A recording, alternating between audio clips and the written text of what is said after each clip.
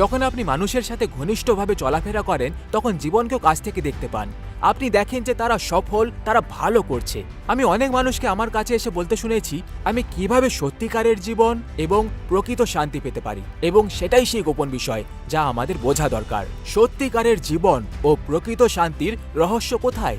যদি আপনিও জানতে চান তাহলে আসুন সেই আলোচনা করি। আপনি যদি ইতিহাসের দিকে তাকান, মানে শত শত এবং হাজার হাজার বছর ধরে মানুষ বিভিন্ন উপায় চেষ্টা করে চলেছে নানান রকম জিনিসের জন্য। কিভাবে পরিপূর্ণতা পেতে পারি, কিভাবে মহত্ব পেতে পারি, কিভাবে নিজের জীবনটাকে উন্নত করতে পারি, লোকেরা যেন আমায় ভালো চোখে দেখে। কিন্তু যদি আপনি গভীরভাবে দেখেন, যত বেশি তারা চেষ্টা করছে তত বেশি তারা ব্যর্থ হয়েছে, আর জীবন এখনো তাদের জন্য অসম্পূর্ণ। জানেন, একবার একজন ধর্মীয় ব্যক্তি ছিলেন যিনি প্রাচীন ধর্মগ্রন্থ পড়তেন এবং তা মেনে চলতেন। আর জানেন উনি কি করতেন? উনি যা বই পড়ে শিখতেন তা অনুসরণ করার চেষ্টা করতেন। কিন্তু যত গভীরে তিনি গিয়েছিলেন ততই তিনি উপলব্ধি করলেন, বুঝলেন যে তিনি আরো অসম্পূর্ণ, তিনি নিজেকে পরিবর্তন করতে পারছিলেন না, তার রাগ দূর হয়নি, আর তার খারাপ অভ্যাসগুলো বদলায়নি, এবং তিনি সম্পূর্ণ হতাশ হয়ে পড়েছিলেন। তারপর একদিন কিছু ঘটলো, তিনি যিশুর সাথে সাক্ষাৎ করলেন, এবং এমন কিছু হলো যে তার জীবন বদলে গেল। তিনি অন্যদের ভালোবাসতে লাগলেন এবং তার জীবনে প্রকৃত শান্তি এলো। তাহলে তার এই রূপান্তরের আসল রহস্য কি ছিল? রহস্যটি ছিল যে যিশু তাকে পবিত্র আত্মা দিলেন, যা তার মধ্যে বসবাস করলো। যখন পবিত্র আত্মা তার জীবনে এলো তখন তিনি এমন কাজ করতে পারলেন যা আগে নিজের শক্তিতে সম্ভব ছিল না। এখন তিনি ঈশ্বরের পবিত্র আত্মার শক্তিতে চলতে লাগলেন। যখন এই ব্যক্তি যিশুর সাক্ষাৎ পেলেন তার জীবন রূপান্তরিত হলো।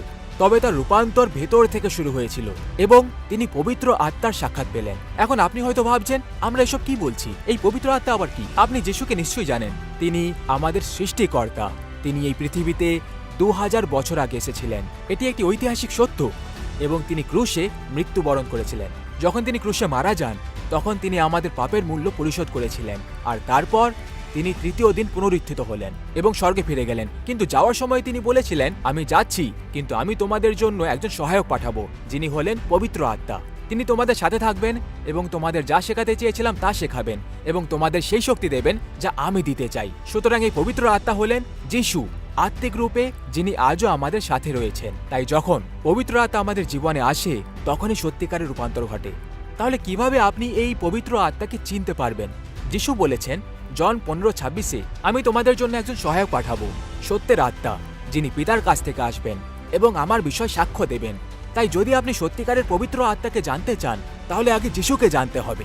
একবার আপনি যিশুকে চিনলে তিনি আপনাকে তার পবিত্র আত্মা দেবেন, আর যখন আপনি ঈশ্বরের কথা পড়তে শুরু করবেন তখন পবিত্র আত্মা আপনাকে শেখাতে শুরু করবেন, আপনাকে পথ দেখাবেন এবং এমন বিষয়গুলি প্রকাশ করবেন যা আপনি আগে কখনো জানতেন না। তিনি শুধু তাই করেন না, তিনি আপনার জীবনকে ভিতর থেকে পরিবর্তন করতে শুরু করেন। তিনি আপনাকে নতুন মানুষে বদলে দেবেন, যেখানে প্রকৃত জীবন, প্রকৃত আনন্দ এবং প্রকৃত শান্তি আপনার জীবনের অংশ হয়ে উঠবে।